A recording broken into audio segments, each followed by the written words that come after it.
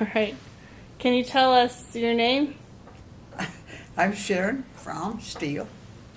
And what's today's date? This is June the 19th, 2012. That's good. I sound like a doctor asking you, wanting to know if you're Yeah. with it or not. Yeah. And we're interviewing my grandma Sharon, and this is Melissa Schumann-Bauer and my mother Jerry Steele Schumann. And yeah, I hope we don't get a beagle interruption. We'll see. She's asleep. And if you need to stop, just let us know because it's easy. So when were you born? On April 30th, 1935. And where were you born at? Well, there was a nurse in Colby that had a midwifing room, I guess you'd call it, which is where I went. My older brother was born out at the farm, and I don't know whether the doctor got out there for that or not, but I was at the Regis Parrott's little midwifing home in town. Was it in Colby? In Colby. Mm-hmm. It wasn't at the hospital? No, but there wasn't a hospital at that time. Okay. That was before the one that was built. Right, that was built in the mid-40s, okay. just after World War II. And so you were the second. Right. Okay. And do you remember much about your grandparents or great-grandparents? My grandfather, Claude Snellbacker, had originally purchased the farm that we lived on and lived there in his old house. And he had been crippled by a car accident which had injured his back. But he was in bed most of the time, but he would get up and walk with his cane. He would come over to the main house where our family lived for meals. And when was he injured? Do you remember? That was before I was born, or right after I was born. His first injury would have been bad burns when a machine shed that he had built caught fire. There was a farm worker that threw a lighted cigarette into a barrel which happened to have gasoline for cleaning engine parts, and it was on fire, and Grandpa felt like it had to be moved outside, so he tried to move it outside, and it tipped and splashed and burned him pretty badly. And then later he was injured in a car accident. And those injuries occurred in the mid-1930s, so it would have been sometime just before. I know the burn occurred before I was born, and the auto accident would have been either just before or just after. Do you remember any of the Grandma Peters or Grandma? I remember Grandma Peters. She died in 1939, so I wasn't very old when she died. But I remember going down there, and I remember... And that was Mary? Is that Mary Peters? Mary Margie Peters, yes. Right. And her two children, stepbrother and sister, Rosa Peters and John Holmes, lived on that farm. And that was pretty much the farm where my mother was raised after her mother died when she was quite young. And so we would go down there frequently to Aunt Rosa's, we'd always say. And sometimes we'd remember to say Aunt Uncle John, but yeah, it felt like it was Aunt Rosa's place. But Grandma Peters was not active at all that I remember. And then she died in, I think it was 1939. Was it very far from your farm? It was 3 miles, 2 miles south and a mile west. So did you walk or did you? I never walked down to that place. We always drove down. What did you do when you were there? She had a big garden, and I was visiting with a cousin, and we were remembering the black currants that she had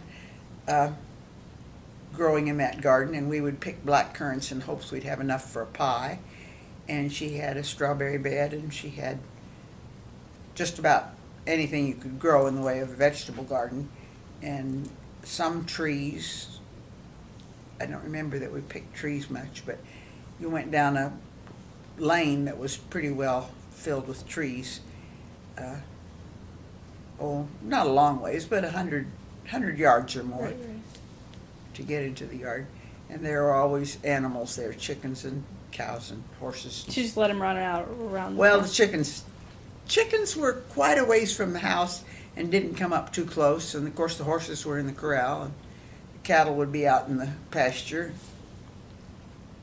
You said you were hoping to get enough berries for a pie. How did she bake? Did she have an oven?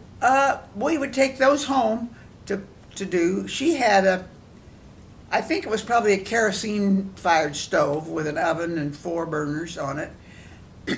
I don't really remember her stove, except I do remember being there for meals. We would go down there to celebrate Right. Thanksgiving or Christmas or whatever.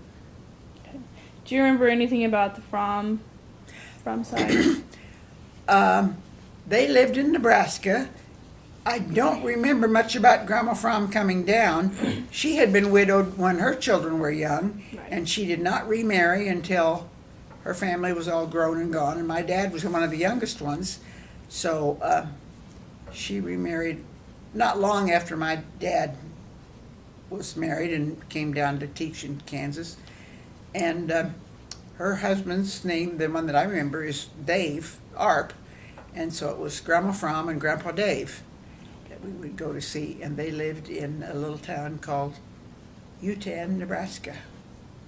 And did they farm too? No, they were pretty much retired by then. And I can't tell you what pension or what source of income they had. I do know that the farm that Grandma Fromm originally lived on with her family and her family grew up on was farmed by an older brother of my dad's. And my dad's father's name was Charles, and he had a brother named Charlie, or Charles, and we called him Charlie. So that was a little bit confusing in my growing up years to not know the real Charles, but to know Charlie. And then there was a cousin that lived at Mankato, or there were cousins that lived at Mankato. It was my dad's brother, Doc Everett Fromm, and Blanche, and their children, and their children kind of, their ages fitted in with Ron and I, so we'd like to stop there. We frequently drive that far and then drive on up to Nebraska the next day to visit. So did you have chores at the farm? Yes, when I was fairly small, and I can't give you the years, we had cattle, and they'd be out in the pasture, so when it was time to milk the cows, somebody'd have to walk out in the pasture and bring the cows home. We had pigs in a pig pen, and so somebody'd have to go out and make sure the pigs were watered and properly fed, and hadn't gotten out or done anything too drastic. And then there were chickens. The chicken house was close to the house, and we would go and gather eggs and feed the chickens. There was a garden, always a garden to be worked with vegetables and things. I don't remember that we had much in the way of fruit trees. I don't think we did. How did you water the pigs? How did you get There the was a system of, from the windmill that was by the house, it went into the house, and the overflow tank from that went to a stock tank out in the yard. And I remember whether we carried buckets of water to the pigs or whether there was actually... like from a well or something? No, it would have been from that stock tank. Okay. Whether there was a system of pipes that got the water closer to where the pigs were behind the barn. So what kind of games did you play or toys did you play with?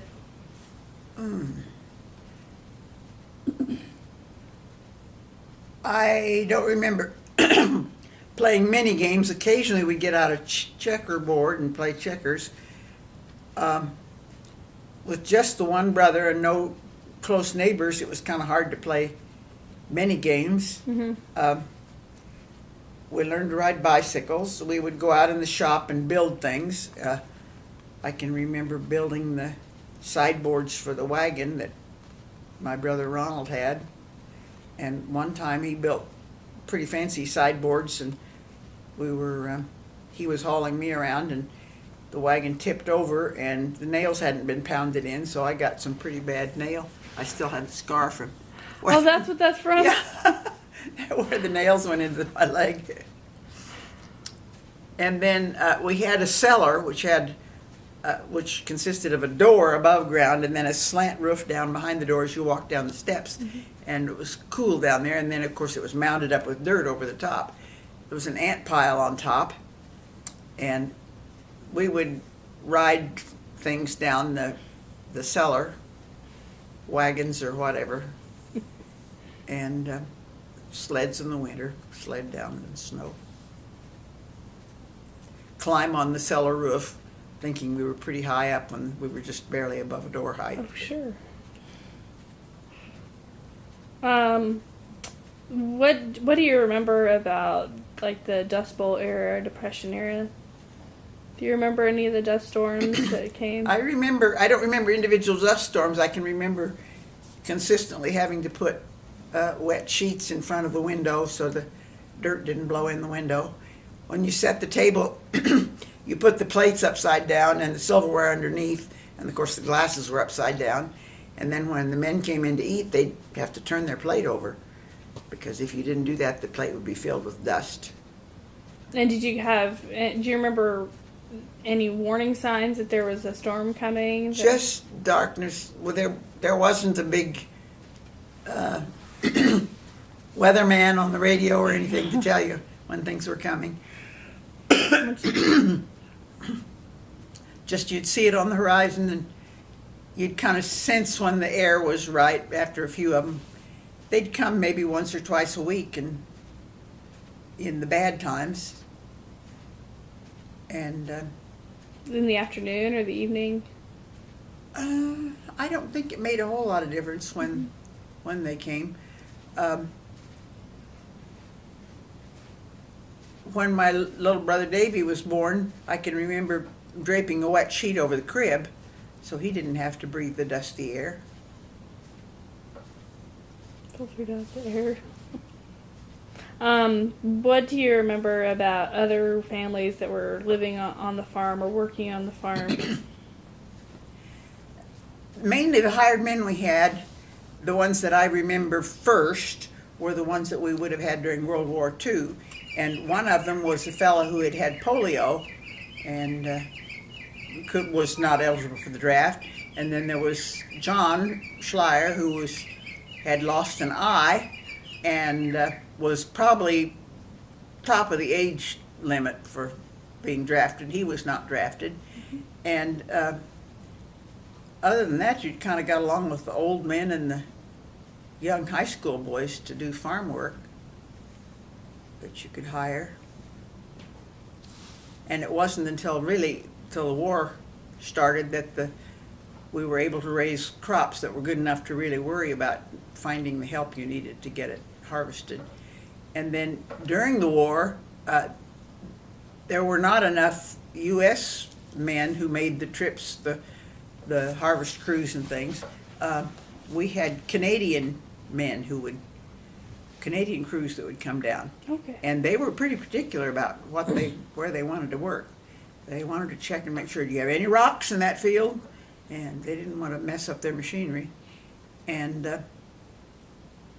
if the conditions weren't right, they'd go on to somebody else because there was always plenty of work for them to do.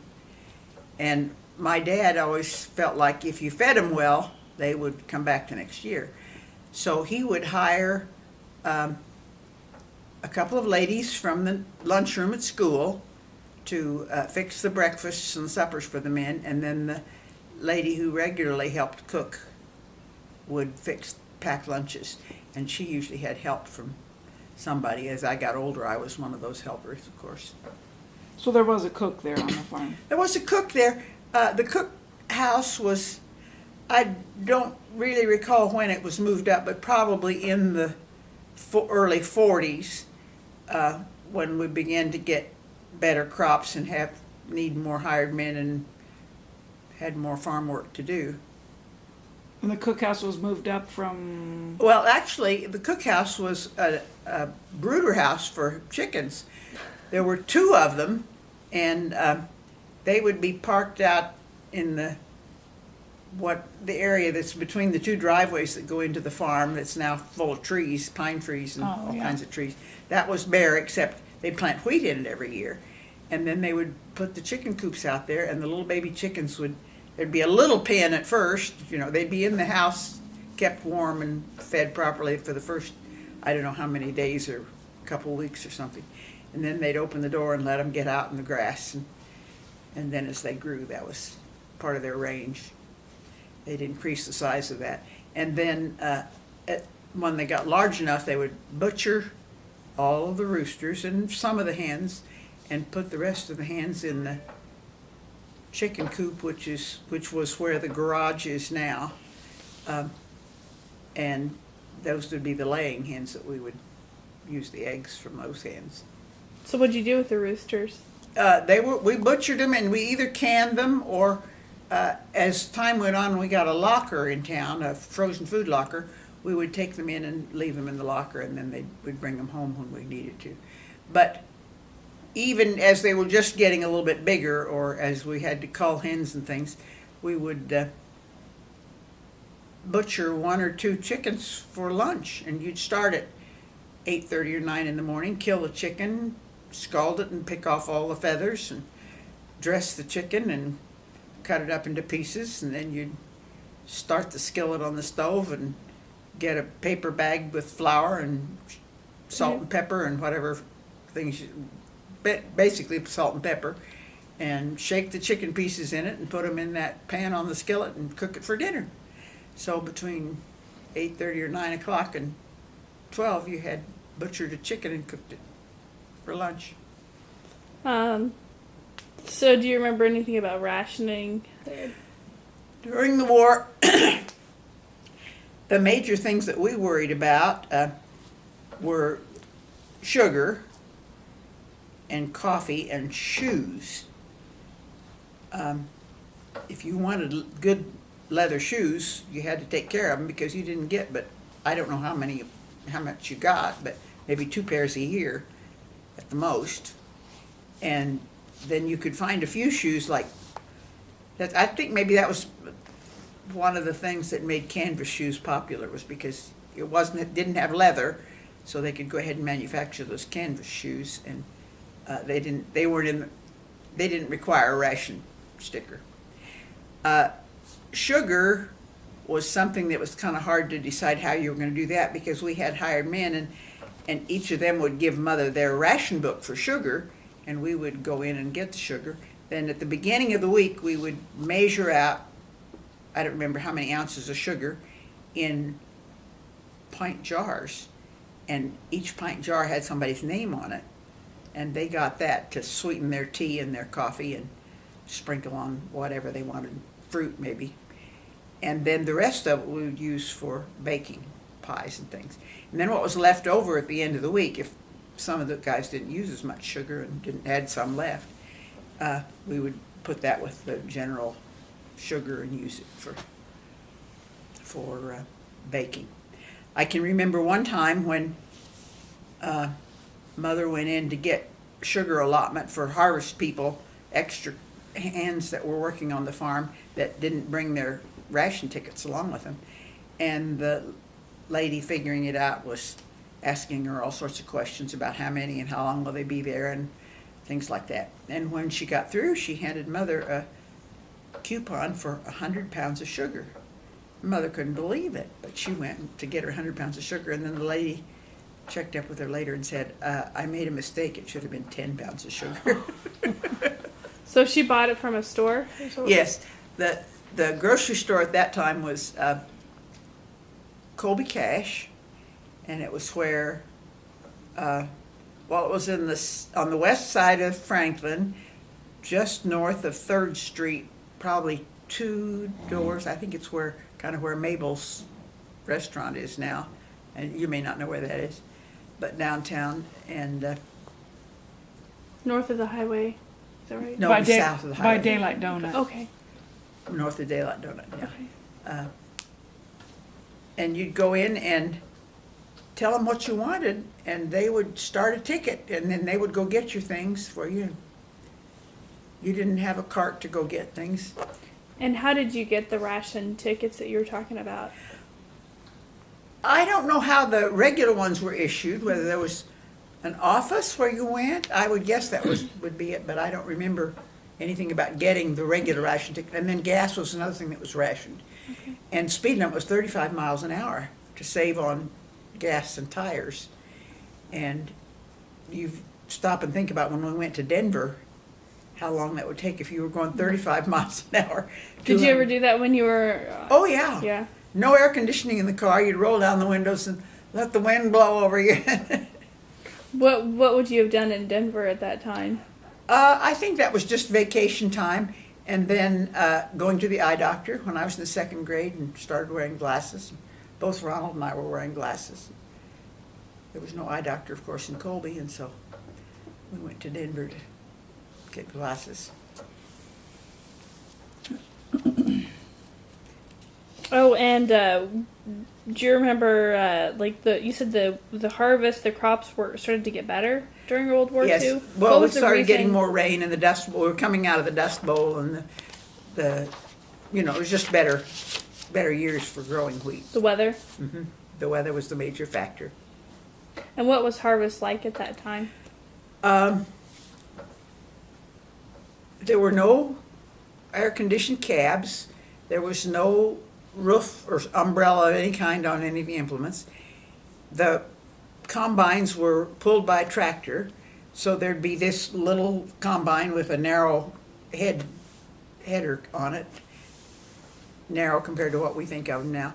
There'd be one tractor and one combine, and for each tractor and combine, there'd be two trucks to haul the wheat, and there'd be two guys that'd have to scoop. There was no lift on the truck. They had to drive up to the place where we were unloading and scoop the wheat out of the back end of the truck. And then it wasn't an auger like we think of now, but it was a paddle elevator which had fins or paddles on it that were pulled by a chain that went up a platform up into the bin or the barn or wherever we were storing the wheat at that time. And when was harvest? Usually we were harvesting by the 4th of July. Sometimes we'd get started a little bit earlier. My grandpa had a saying that